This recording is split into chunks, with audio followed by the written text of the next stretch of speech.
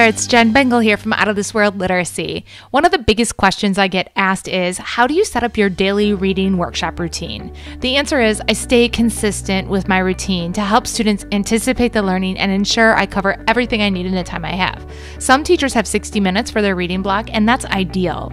I talked about how I would structure a daily reading block with 60 minutes in episode 81. Go back and check that one out if you haven't listened in yet. Today, let's take a look at what a common routine might look like if you have a 45-minute reading block. You can get away with a 45-minute reading block, but it's not the most ideal. 60 minutes is really all the time that you can work with here, but 45 minutes will work. What I do with 45 minutes is, instead of doing a book talk every day like I would normally do in an entire hour workshop, I might do a book talk every couple of days or every other day. And then the workshop lesson, instead of my goal being 13 minutes to finish my lesson like I have in a 60-minute block, my goal is to finish my mini lesson in 10 minutes. So I really shave off that book talk and just start right into the reading workshop lesson, which is a whole group mini lesson that my entire class needs some skill on. So it's something that's based on a standard, a comprehension skill, or a fluency skill based on the standards for that grade level.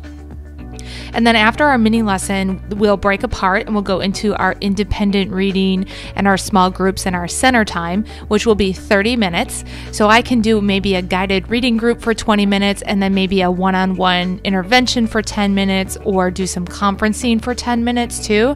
I usually only can get to one guided reading group unless I break the guided reading groups into 15-minute chunks. If I do that, I can get 2 guided reading groups in for 15 minutes each.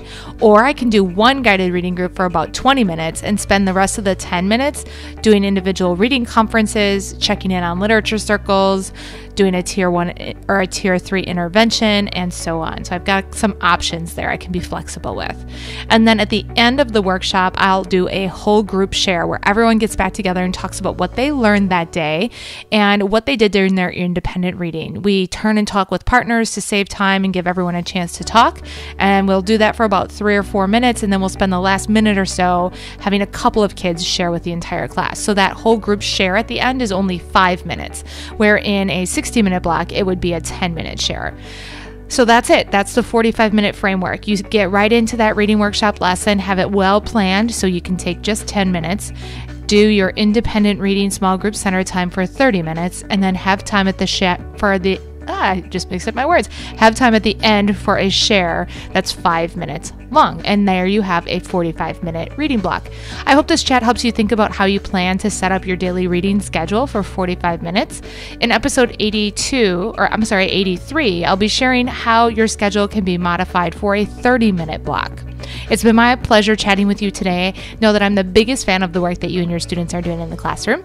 If you'd like more teaching tips, you can check out outofthisworldliteracy.com. For some free live trainings on literacy instruction, you can visit jenbengalwebinars.com. Until next time, you've got this.